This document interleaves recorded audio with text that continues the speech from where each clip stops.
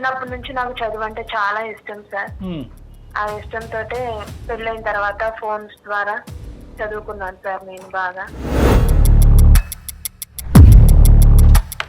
తనే సంపాదించాలి, తనే కట్టాలి, నన్ను ఇంట్లో నుంచి బయటికి వెళ్ళనీకూడదు.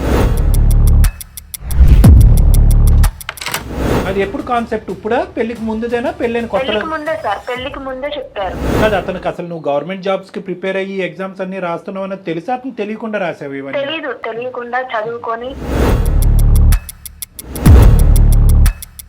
బాబుని నన్ను చూసుకొని నీ ఇంట్లో పని నువ్వు చూసుకో చాలు నీకు అది. నేను 1 year నుంచి జాబ్ కూడా జాయిన్ అయ్యాను. 1 year నుంచి జాబ్ చేస్తున్నాను, శాలరీ వస్తుంది. ఆడవాళ్ళు బయటకు వెళ్తే కనుక లేనిపోని తెలివితేటలు వస్తాయి, అప్పుడు ఇంకో విధంగా ప్రవర్తిస్తారనేదా? లేదు లేదు, గవర్నమెంట్ జాబ్ అండి. జాబ్ కావాలా? నా ఫ్రెండ్ కావాలండి, మీరు కావాలి, జాబ్ కావాలి. బయట ఉన్న సిచ్యువేషన్స్ బట్టి సార్. నీ సిచ్యువేషన్స్ జల్లంగా ఉండే ఏం సిచ్యువేషన్స్ ఉన్నాయ్యా? మేమందరం ఉద్యోగాలు చేసుకోవట్లా? ఏం పెద్ద తప్పు పని చేస్తుంది ఆ అమ్మాయి? సార్ మా అమ్మ స్కూల్ టీచర్ సార్. అవును తెలుసు. మా అక్కేమో జాబ్. ఓకే, వీళ్ళిద్దరు ప్రాబ్లమ్స్. నీకేదో భయంకరమైనటువంటి ఆలోచనలు, అనుమానాలు నీ బ్రెయిన్ లో ఉన్నాయి. ఆడపిల్లగా తనకు తానుగా చూసుకునేటటువంటి కెపాసిటీ, సపోర్ట్ లేకుండా ఉద్యోగం సంపాదించినటువంటి ఒక ఆడపిల్ల చేత చేయకూడదు సార్. అమ్మాయికి ఉద్యోగం చేయకూడదు. ఒకప్పుడు ఉద్యోగం చేస్తే పరిస్థితి ఏంటి ఇంట్లో? డివోర్స్ ఇచ్చేస్తాను సార్ నేనైతే.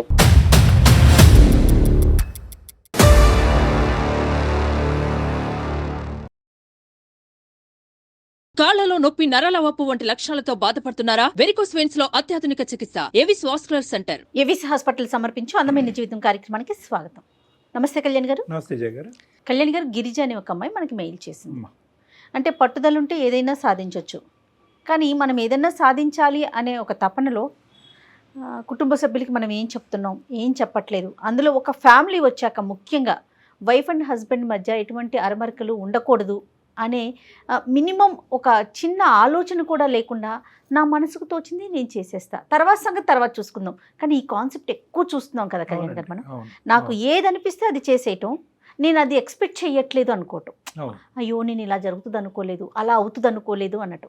ఇదంటారు చూడండి, చేతులు కాకులు పట్టుకోండి. అట్లానే ఉన్నారండి పెళ్ళైన వాళ్ళు, అట్లానే ఉన్నారు యూత్, అట్లానే ఉన్నారు. అలాంటి ఒక ఇష్యూ గిరిజ మన దాకా తీసుకొచ్చింది కళ్యాణ్ గారు. వైఫ్ అండ్ హస్బెండ్ మధ్య ఇష్యూ చాలా చిన్న విషయం అని ముందుగానే మీకు చెప్తున్నా. అడ్జస్ట్ అయ్యి ముందుకు వెళ్ళొచ్చు, కానీ క్వశ్చన్ మార్క్ వచ్చేసింది వాళ్ళిద్దరి మధ్యన. లేదు డెఫినెట్గా మీతో మాట్లాడించాలి అనిపించి ఇమీడియట్గా ఈరోజు నేను అమ్మాయితో మాట్లాడతానని చెప్పాను. మరి కాల్ చేయండి.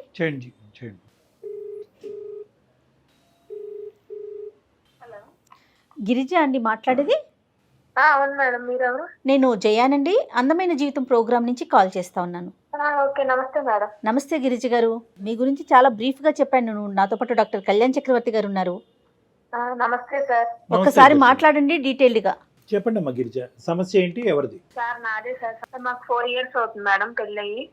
మా ఆయన గారు చాలా మంచివారు, మా అత్త మా మామగారు కూడా చాలా మంచివారు. సంతోషం. చాలా హ్యాపీగా ఉంటాం. ఇంట్లో ఏదైనా సరే ఆయన గారు చూసుకుంటారు, మమ్మల్ని చాలా బాగా చూసుకుంటారు, బాబుని కానీ నన్ను కానీ. మరి సమస్య ఏంటమ్మా? చిన్నప్పటి నుంచి నాకు చదువు అంటే చాలా ఇష్టం సార్. ఆ ఇష్టంతో పెళ్ళైన తర్వాత ఫోన్స్ ద్వారా చదువుకున్నాను సార్ నేను బాగా.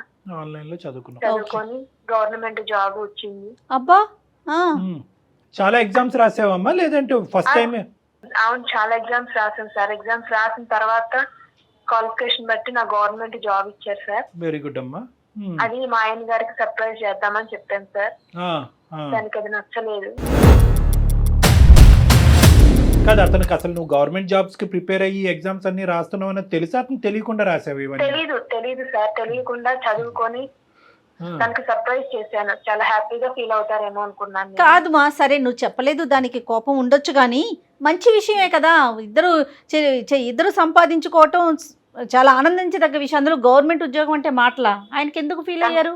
అతను ఎందుకు ఫీల్ అయ్యారు అమ్మ? ఒక నిమిషం నాన్న గిరిజ, అతను ఎందుకు ఫీల్ అయ్యారు అనే దానికంటే అసలు అతనికి చెప్పకుండా ఎలా ప్రిపేర్ అయ్యో, అసలు అంత అవసరం ఏముంది? అసలు అతనికి చెప్పకుండా ప్రిపేర్ అంటే చెప్తే ఒప్పుకోడు అతను? అవును సార్, ఒప్పుకోడు. తనే సంపాదించాలి, తనే కట్టాలి, నన్ను ఇంట్లో నుంచి బయటికి వెళ్ళనీకూడదు. అది ఎప్పుడు కాన్సెప్ట్? ఇప్పుడా, పెళ్లికి ముందుదేనా, పెళ్ళైన కొత్తలో? పెళ్లికి ముందే సార్, పెళ్లికి ముందే చెప్పారు. ఏమని? నా సంపాదనే నేనే సంపాదిస్తాను, నేనే చూసుకుంటా మిమ్మల్ని, మీరు నువ్వు ఇంట్లో నుంచి బయటకు వెళ్ళే పని లేదు, ఓకే నేనే జాబ్ చేస్తాను, నిన్ను పోషిస్తాను. అంటే అది ఒక విధంగా చెప్పాలి అంటే సంతోషమే, కానీ మరి అది నీకు నచ్చదం అంటే కొంతమంది ఆడవాళ్ళు అది కూడా చాలా హ్యాపీగా తీసుకుంటారు. అరే అన్ని సుఖాలు సౌఖ్యాలు ఆర్థికపరమైనటువంటి స్వేచ్ఛలు అన్ని నా భర్తే ఇస్తున్నాడు కదా, నేను ఇంట్లోంచి గడపలో బయట అడుగు కూడా పెట్టక్కర్లే, పిల్లల్ని చూసుకుంటే చాలా అని అనుకుంటారు. మరి నీ ఇష్టం ఆ ఇష్టం ఏమైనా చెప్పావమ్మా అప్పుడు, అంటే పెళ్ళైనప్పుడు కొత్తలో? చెప్పలేదు సార్, చెప్పలేదు. మరి చెప్పాలి కదా, నాకు చదువుకోవటం ఇష్టం, ఉద్యోగం చేయటం ఇష్టం అని నువ్వు ఎందుకు చెప్పలేదు? చెప్పనివ్వలేదు సార్, ఇక చెప్పనివ్వలేదు. తన మాటే చెప్పేశారు, తన మాట మీదే ఉండాలి అన్నారు. నేను ఇక పెళ్ళైన తర్వాత, బాబు పుట్టిన తర్వాత, బాబుని స్కూల్లో జాయిన్ చేసి తన ఆఫీస్కి వెళ్ళిన తర్వాత ఆ చిన్న స్పేస్ కొంచెం టైం ఉండేది, కొద్దిగా టైం ఉండేది వ్యవధి నీకు, మిగతా పనులన్నీ అయిపోయిన తర్వాత ఈ మధ్యలో నాకు కొంచెం టైం ఉండేది. బాగా కష్టపడి చదువుకొని జాబ్ కూడా వచ్చింది సార్. ఓకే, అక్కడ వరకు అన్ని నువ్వే నీ ఒంటి చేతి మీద నడిచిన, ఏది కూడా నేనే చేసుకున్నాను సార్. తనకు తెలియదు నాకు జాబ్ వచ్చిందని, సర్ప్రైజ్ చేసిందా కూడా తనకి తెలియదు. సో అతను ఏమన్నాడమ్మా, కోప్పడ్డా, కొద్దిగా సంతోషించాడా, మౌనంగా?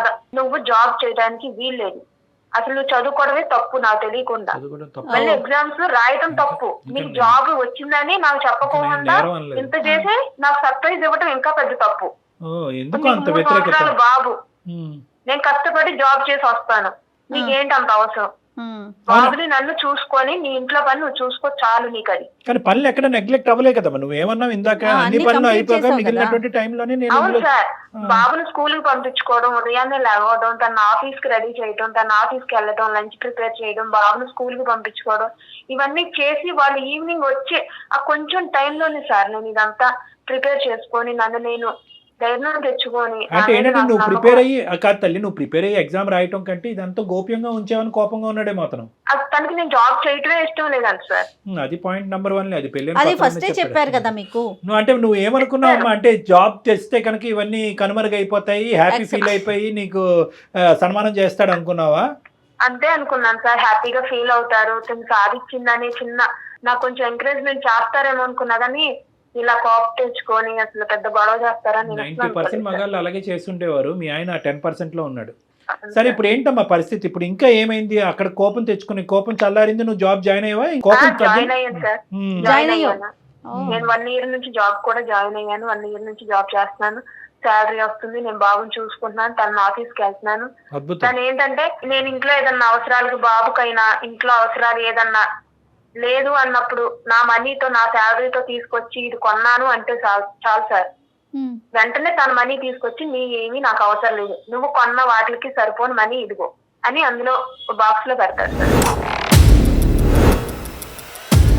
ఒక బాక్స్ లో వేసేస్తాడు, ఖర్చు ఒక బాక్స్ లో వేసేస్తాడు. నేను బాబుకు కొన్నా అందులోనే వేస్తాడు, ఇంట్లో ఏదన్నా కొన్నా సరుకులు వస్తువులు ఏదన్నా కొన్నా బాక్స్ లో వేస్తాడు మనీ. అంటే నువ్వు ఉద్యోగానికి వెళ్ళకూడదు, ఒకప్పుడు ఉద్యోగానికి వెళ్ళినా కూడా ఫ్రీగా చేయాలా? నేను సంపాదించిన రూపాయి కనీసం నేను కన్నా కొడుకు కూడా పెట్టుకునే పని లేదంట సార్. పనిష్మెంట్ అనమాట. అంటే అమ్మాయి ఎంత డిస్కషన్ జరిగింది గిరిజ? ఓకే ఉద్యోగం వచ్చింది, ఈ ఉద్యోగం వస్తే కనుక వదులుకోమని ప్రెషర్ ఏమైనా పెట్టాడా, లేదంటే ఎలాగ సంపాదించావు కదా నీ కర్మ నువ్వు పో అన్నాడా? లేదు సార్, కొన్ని రోజులు గొడవ అయ్యింది, నువ్వు జాబ్ చేయడానికి వీల్లేదు. లేదు నేను మిమ్మల్ని హ్యాండిల్ చేసుకోగలను, నేను బాబుని చూసుకుంటాను, మిమ్మల్ని కూడా చూసుకుంటాను, నా మీద ట్రస్ట్ పెట్టండి ప్లీజ్ ప్లీజ్ అని తను రిక్వెస్ట్ చేసుకున్నాక తను నాతో మాట్లాడట్లేదు. ఇక్కడ ఈ పని అవ్వలేదు, ఆ పని అవ్వలేదు, లేదా ఇది చేయలేదు, నువ్వు అది చేయలేదు, ఇలాంటి అది కూడా లేదు మేడం. నేను అన్ని ఎవ్రీ డే ఎనీ టైం తనకు అన్ని కంప్లీట్ చేసి సమకూర్చిన తర్వాతే బాబుని మళ్ళీ స్కూల్లో జాయిన్ చేసుకొని పంపించుకొని నేను ఆఫీస్కి వెళ్ళి నా జాబ్ నేను చేసుకొని ఈవినింగ్ రాగానే తనకి చేయాల్సినవి చేసి బాబుకి చేయాల్సినవి చేసి నేను ఎక్కడ ఇబ్బంది కలిగించట్లేదు మేడం.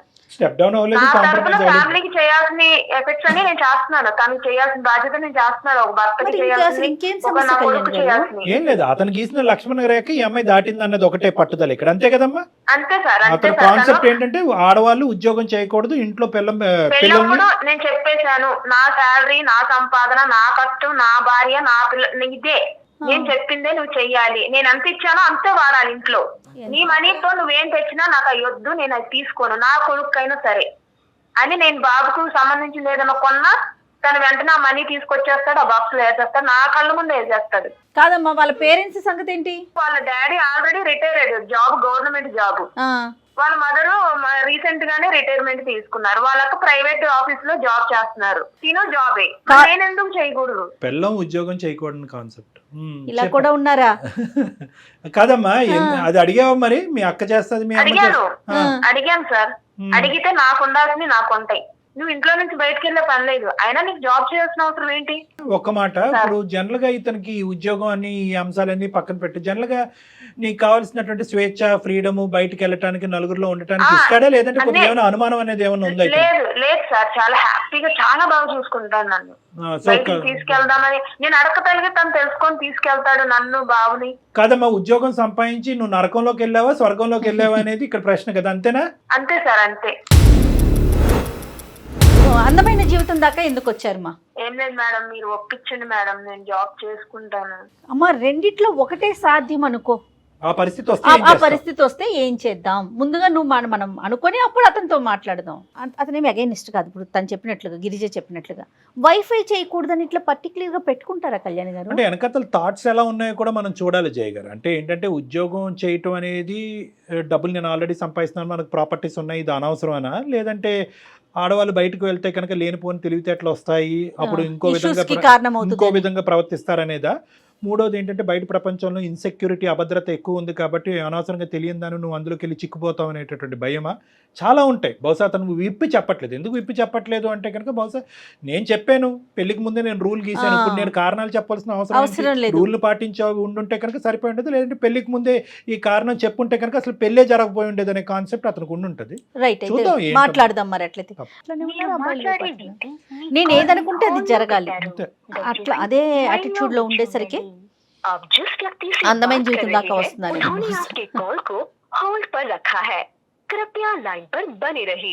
హలో చెప్పు. నేనండి జాబ్ చేసుకుంటానండి. నేను లేదు, నాకు ఇష్టం లేదు. ప్లీజ్ అండి, బాబు కోసమైనా ఒప్పుకోవచ్చు కదా? లేదు లేదు, గవర్నమెంట్ జాబ్ అండి, గవర్నమెంట్ జాబ్ ఎంతో మందికి ఎంతో చేసుకుంటే కానీ రాదు, కానీ నాకు వచ్చింది కదండి. మీది ప్రైవేట్ జాబ్ కదా, ఈ రోజుల్లో ఏది నమ్మలేము, ఏ సిచ్యువేషన్ ఎలా మారిందో తెలియదు కదా. నాది పర్మనెంట్ కదా జాబ్, చేసుకుంటానండి ప్లీజ్. నాకు ఇష్టం లేదని చెప్తున్నాను. 1 ఇయర్ బట్టి అడుగుతున్నాను మిమ్మల్ని, ఇంతవరకు నాతో సరిగ్గా మాట్లాడలేదు మీరు. నేను కొన్నా కానీ మనీ పెడుతున్నారు, నాకు అది నచ్చట్లేదు. జాబ్ కావాలా? నాకు రెండూ కావాలండి, మీరు కావాలి, జాబ్ కావాలి, బాబు కావాలి, మన ఫ్యామిలీ కావాలి, మన ఫ్యూచర్ కూడా కావాలి. గిరిజ పని చేయకూడదనే కారణం ఏంటి నీకు? మీ అమ్మగారు చేస్తున్నారు, మీ చెల్లి చేస్తున్నారు. ఒక తల్లి ఒక చెల్లి చేయటానికి, ఒక భార్య చేయటానికి డిఫరెన్స్ ఏంటి? నాకు నచ్చదు సార్. ఎందుకు నచ్చదు? అదే కారణం లేదు కళ్యాణ్ గారు. నచ్చకపోవటానికి కారణం ఏంటి నాన్న? అంటే నీ గీత దాటిందనా, నీ మాట దాటిందనా, ఏంటి కారణం? బయట ఉన్న సిచ్యువేషన్స్ బట్టి సార్. నీ సిచ్యువేషన్స్ జల్లంగా ఉండే ఏం సిచ్యువేషన్స్ ఉన్నాయ్యా? మేమందరం ఉద్యోగాలు చేసుకోవట్లా? అనుమానాలా, భయాలా, కోపాలా? అనుమానం అయితే ఏం లేదు సార్. లేదు కాదు నాన్న, ఇప్పుడు అమ్మాయి ఉద్యోగం చేసుకోవచ్చా, చేయకూడదా, ఏంటి? చేయకూడదు సార్, అమ్మాయి అయితే ఉద్యోగం చేయకూడదు. ఒకప్పుడు ఉద్యోగం చేస్తే పరిస్థితి ఏంటి ఇంట్లో? డివోర్స్ ఇచ్చేస్తాను సార్ నేనైతే. ఎందుకు అలా ఆలోచించాను, ఈ విషయంలో నేను ఇంకా ఆలోచించాను, నీకు చెప్పేసాను ఆల్రెడీ. నువ్వు ఇక ప్రతిసారి ఇదే అడుగుతున్నావు నన్ను. నేను జాబే కదా చేస్తానన్నాను. లేదు, నాకు ఇష్టం లేదు. లేదు, నాకు ఇష్టం లేదు. నా మాట నువ్వు వినవా? నా మాట నువ్వు వినవా? ఈ 4 years లో నేను నీతో ఎలా ఉన్నాను నీకు తెలియదా? తెలుసు. ఈ క్షణంలో ఇప్పుడు ఇలా చేస్తున్నావు నువ్వు నన్ను. లేదు, నేను అనేది అదే, నేనంటే మీకు అంత ఇష్టం కదా. ఈ 4 years నన్ను చాలా బాగా చూసుకున్నారు. ఎందుకు నా ఇష్టాన్ని ఎందుకు కాదంటున్నారు? ఇంతవరకు కాదనలేదు కదా. అసలు నాకు ఇష్టం లేదు. ఎందుకు? కావాలా, డివోర్స్ కావాలా?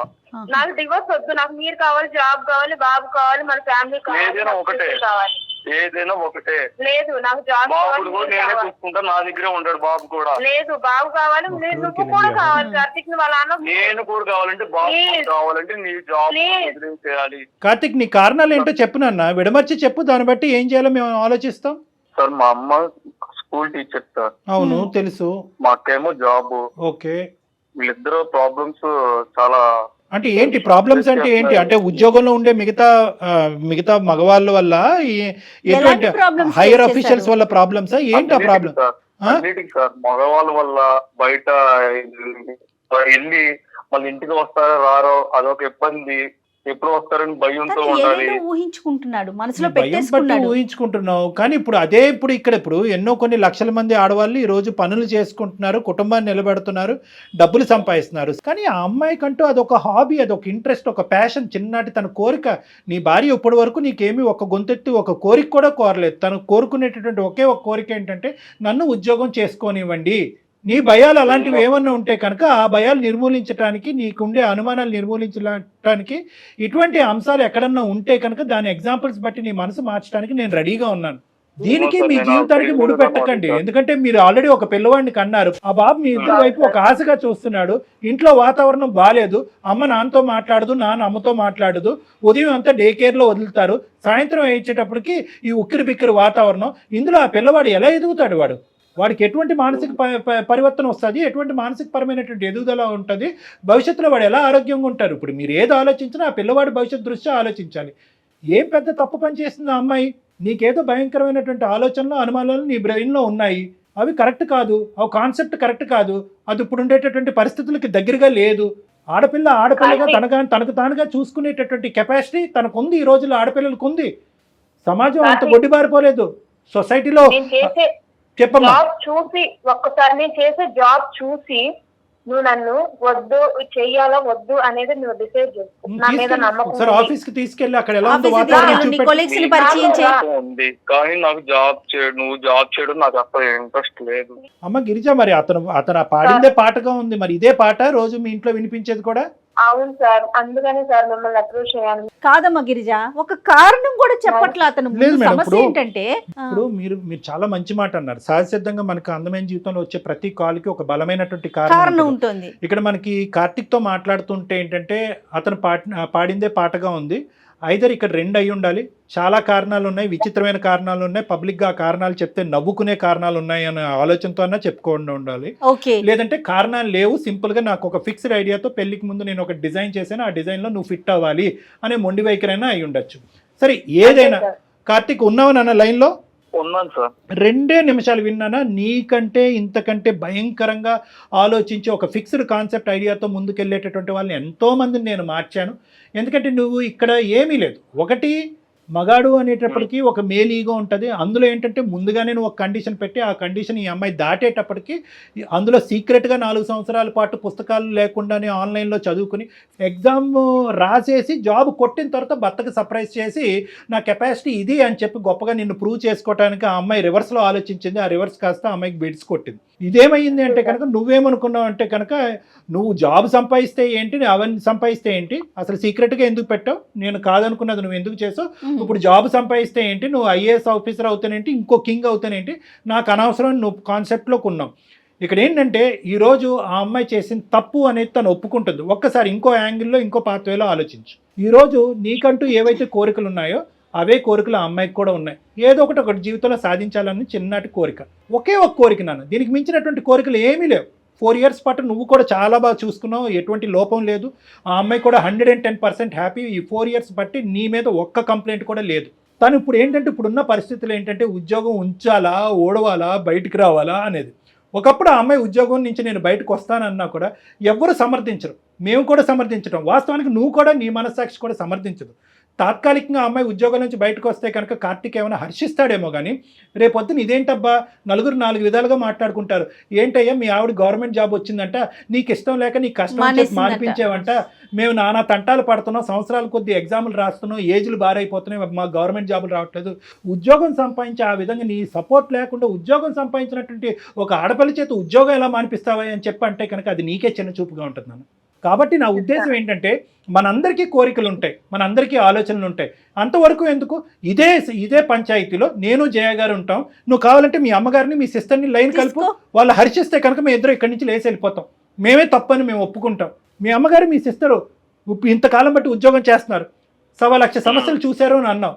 ఆ తంటాల వల్ల, అనుభవాల వల్ల వాళ్ళు ఒక మెచ్యూరిటీ, అనుభవం పెరుగుతుంది, ఒక ఆలోచన శక్తి పెరుగుతుంది, పిల్లల్ని పెంచేటటువంటి విధానాల్లో మార్పు వస్తుంది, కష్టం అంటే జీవితం అంటే ఏంటో తెలుస్తుంది. అంతేగాని గూట్లో పక్షిలాగా 4 గోళ్ల మధ్యన ఉంచేసి సమాజానికి ఎక్స్పోజ్ చేస్తే ఆడవాళ్ళు చెడిపోతారు, పాడైపోతారు, పక్కదో పడతారు, మగాళ్ళు ఏదో చేసేస్తారు, బాసులు ఇబ్బందులు పెట్టేస్తారంటే ఇబ్బందులు పెట్టకుండా నీ జీవితం ఎక్కడది నాన్న?